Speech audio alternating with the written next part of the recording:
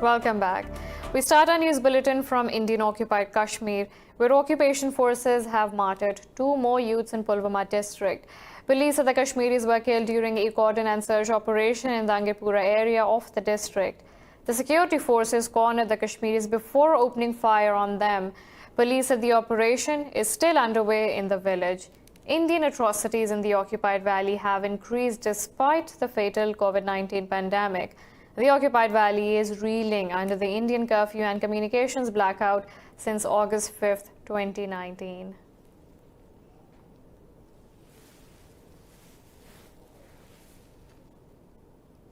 Meanwhile, Pakistan has summoned a senior Indian diplomat to register its strong protest against ceasefire violations along the line of control.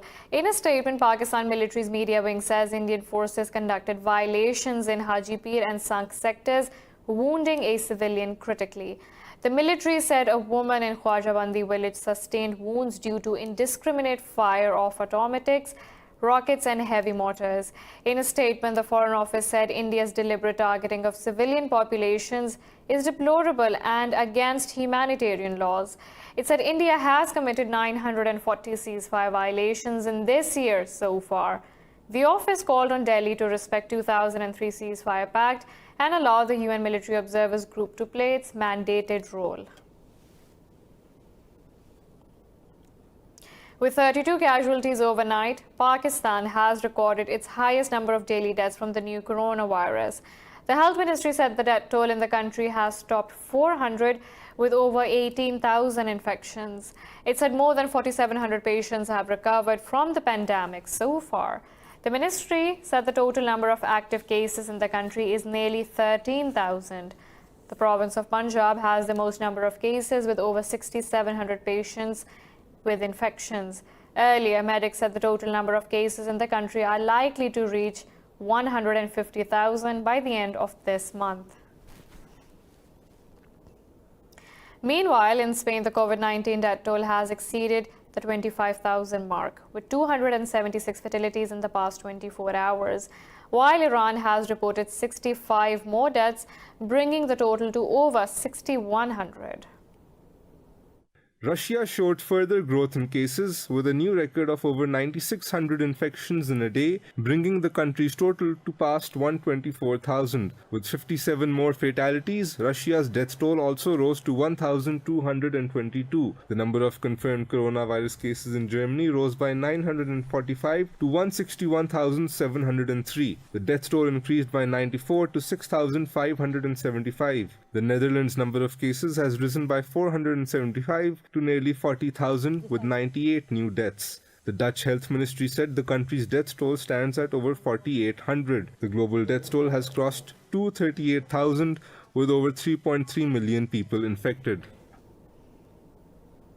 Moving on to the US, where the death toll from COVID-19 has crossed 65,000 as 1,788 people succumbed to the disease overnight. Meanwhile, the number of infection cases has topped 1.1 million, accounting for 1/3 of the global tally. Over the past 6 weeks, more than 30 million Americans have filed unemployment claims as the public pressure is mounting to reopen the country. This report will now tell you more. U.S. President Donald Trump has repeatedly argued to end the lockdown measures amid the historic downturn in the American economy. Protesters across the country have also been demanding an end to the restrictions that have brought the nation to a standstill. In Michigan, protesters with firearms stormed the state capitol, demanding an end to the lockdown. In a tweet, Trump called armed protesters good people and asked the state governor to make a deal with them. Despite warnings of a second outbreak, the president remains hopeful of lower death toll in the U.S. than expected. People were thinking in terms of 1.5 million lives lost to 2.2 without the mitigation, and hopefully we're going to come in below that 100,000 lives lost, which is a horrible number. Nevertheless, it's a horrible thing. It could have been stopped. It should have been stopped at the source, but it wasn't. With about half of U.S. states closing in on the partial lifting of shutdown orders, Georgia led the charge with nearly every business free to reopen. In contrast, the worst-hit New York State said educational institutions will remain closed for the remainder of the academic year. California Governor Gavin Newsom said state's stay-at-home order will be altered in a matter of days. I just want folks to know we're getting very close to making really meaningful augmentations to that stay-at-home order. We are, we said weeks, not months, about 4 or 5 days ago. I want to say many days, not weeks, as long as we continue to be prudent and thoughtful in certain modifications. We'll be making, I think, some announcements. But look, PPE is foundational in that, and we still have a lot of work to do. Meanwhile, the White House blocked National Institute of Allergy and Infectious Disease Director Dr. Anthony Fauci from testifying in front of a congressional committee. In a statement, the White House called the move counterproductive and said it is committed to working with Congress to offer testimony at an appropriate time. Earlier, House Appropriations Subcommittee had sought Fauci's statement to examine Trump administration's response to the pandemic. In another news, the UN has called for restraint amid protests in Lebanon over the deteriorating economic situation. Speaking in Geneva, UN official Rupert Colville said security forces must abide by international law while using force. Colville said the UN is deeply concerned by the renewed violence in Lebanon that left forces personnel wounded too. He said the violence is causing significant damage and destruction to public and private property. The UN official also appealed to protesters not to resort to violence and respect the property. So far, 1 protester has been killed and nearly 80 injured in violent clashes over high unemployment rates. Despite the violence, the country has reported over 700 cases of COVID-19 with 24 deaths. An independent UN human rights expert has warned the Israel's annexation plan will be a blow to the international order. In a statement, UN official Michael Lynk cautioned it will undermine the prospects for a negotiated settlement. The UN Special Rapporteur said Tel Aviv's unilateral decision will subvert human rights in the region. He said the US is supporting and facilitating Israel's plans. Lynk added Washington is actively endorsing and participating in a flagrant violation of international law. The official said if the plan moves forward, it would lead to a cascade of bad human rights consequences. The UN expert said human rights violations by Israeli forces would only intensify after the annexation.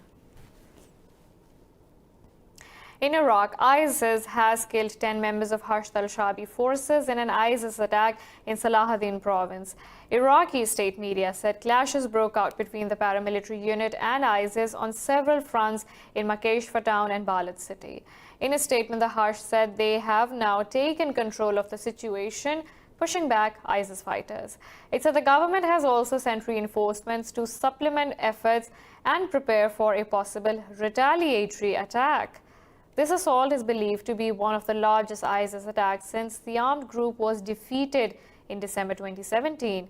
ISIS attacks in Iraq are on the rise since April, compared with previous months this year. U.S. Special Envoy Zalmay Khalilzad says Taliban attacks on the Afghan forces are endangering the gains in peace process. Khalilzad said the attacks have resulted in a response by the troops, which is a negative trend and must be reversed. Citing a UN report, Khalilzad said civilian casualties in Afghanistan have dropped by 29% as compared to last year, but he said civilians still suffer from IEDs, targeted assassinations and other consequences of the ongoing war. The U.S. envoy said all parties must act now to end the violence in the country. He said the Taliban and the government needs to accelerate efforts to release prisoners and lower violence.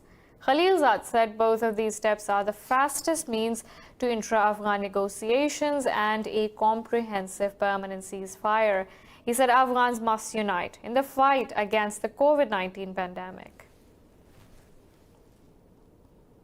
Moving on, North Korea's leader Kim Jong-un has made his first public appearance in 20 days, ending rumors about his health.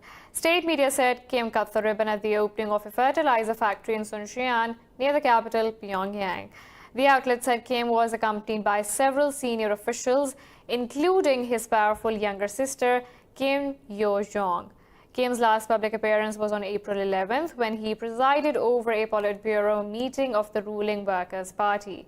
His absence from the April 15th birth anniversary of his late grandfather and national founder Kim Il-sung sparked speculations about his health.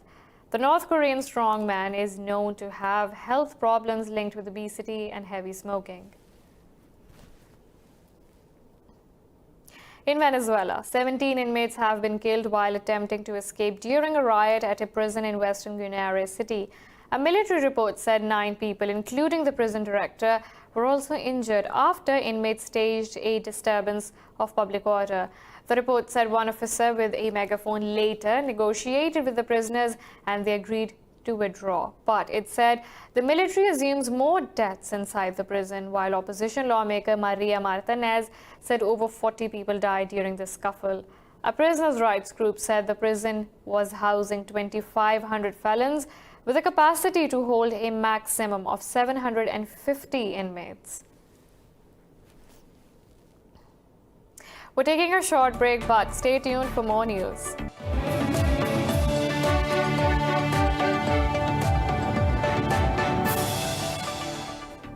Welcome back. The European Union has urged Myanmar's all-armed forces to implement an unconditional ceasefire and return to the peace process. In a statement, EU's Foreign Policy Chief Josep Borrell said several hundreds of Rohingya people have been drifting at sea in appalling conditions for weeks. Borrell said the bloc urges governments in the region to carry out a search and rescue operation for stranded Rohingya. He said Bangladesh earlier granted safe landing and assistance to 400 Rohingya migrants, showing continued generosity and humanity. Borrell said the EU expects other countries to follow suit in providing assistance to refugees. He said the bloc is also willing to provide further support for Rohingya. Amnesty International says more than 750,000 Rohingya refugees have fled Myanmar after it launched a crackdown on the Muslim community in August 2017. Pakistan's Prime Minister Imran Khan has announced the launch of a web portal for the second phase of the Ehsaas Cash program. Speaking at a ceremony in Islamabad, Khan said this phase will benefit those rendered jobless by the coronavirus pandemic. Khan said he is personally monitoring the accountability process for the Corona Relief Fund. He assured people the funds will be utilized in a transparent manner. Meanwhile, Pakistan conducted 9,164 COVID-19 tests yesterday. Special Assistant to the Prime Minister on Health, Zafar Mirza, said the countrywide testing capacity will increase further in the future. Mirza said Pakistan recorded 32 casualties overnight, increasing the toll to 417. He said there are over 18,000 infection cases by now, while more than 4,700 patients have recovered. India has extended its nationwide coronavirus lockdown for another 2 weeks after 4th May.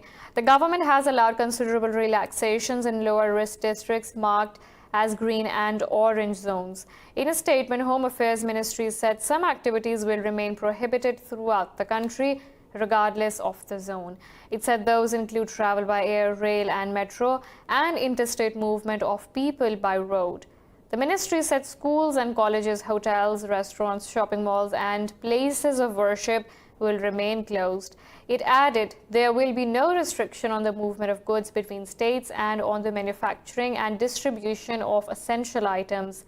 The biggest and most economically important cities, including New Delhi, Mumbai and Bengaluru, will also be classified as red zones. India has reported more than 37,000 COVID-19 cases and over 1,200 deaths. Italy's Prime Minister Giuseppe Conte has apologized for the economic hardships people endured during the coronavirus pandemic. This comes as government funds announced weeks ago are yet to be transferred to citizens' bank accounts. In a Facebook post, Conte said there have been and still are some delays in the funds being disbursed. He said the funding mechanism has been proving complicated. The Prime Minister said he will continue to press for payments and funding to be completed as soon as possible. Authorities in the country are due to start rolling back the coronavirus restrictions from Monday. Conte said that this will enable 4 million people to go back to work and start reviving the stalled economy.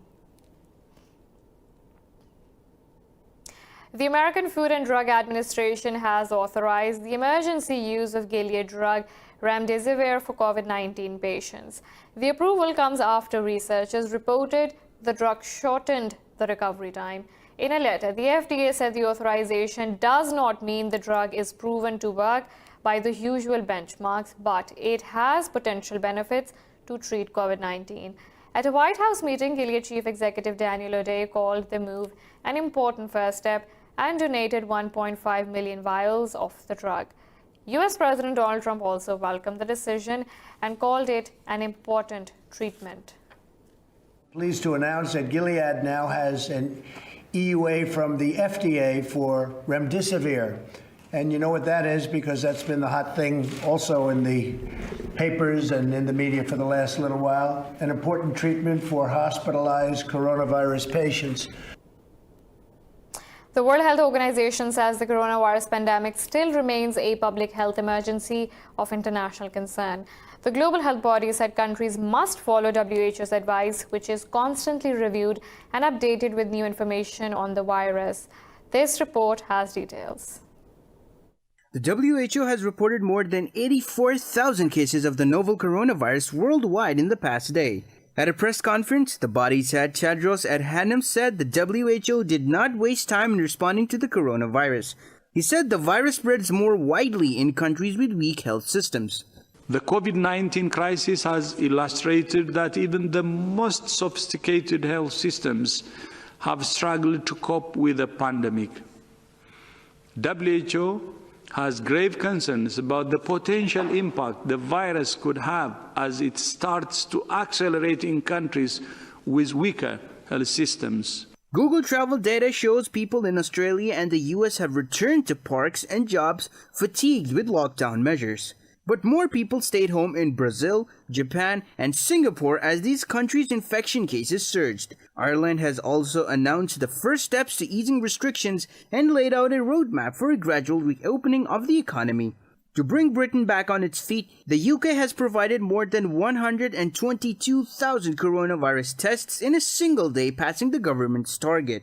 Our full-scale test, track and trace model will drive the infection rate down, and the lower the R and the lower number of new infections, the more effective the track and trace system will be. Tracking and tracing will allow us to get R down and hold R down, and so it will allow us to lift lockdown measures. Meanwhile, Russia has registered a record number of COVID-19 cases for the third day in a row, as nearly 8,000 more people tested positive for the virus.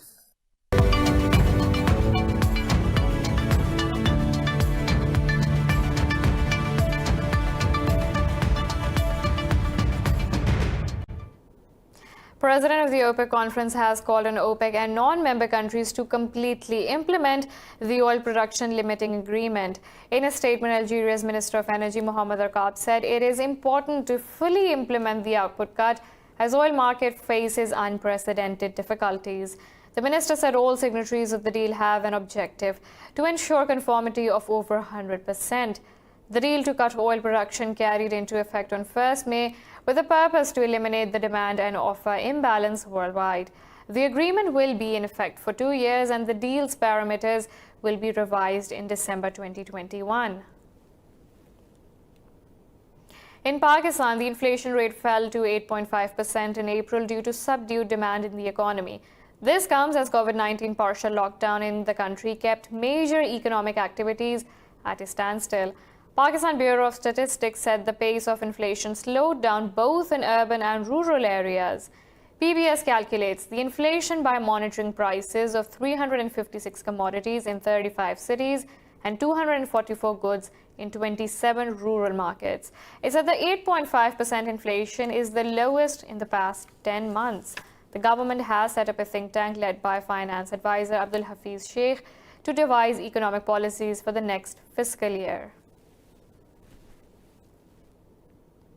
US Tesla's founder Elon Musk has wiped $14 billion off the car maker's value after tweeting that his share price was too high. The tweet also knocked $3 billion off Musk's own stake in Tesla as investors promptly bailed out of the company.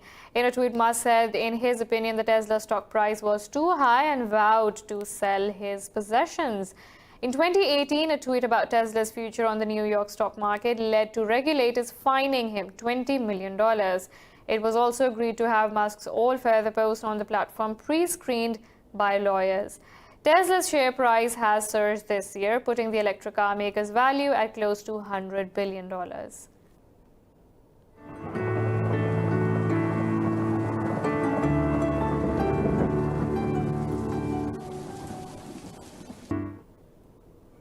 This is all for now. For the latest updates, you can follow us on social media at indus.news.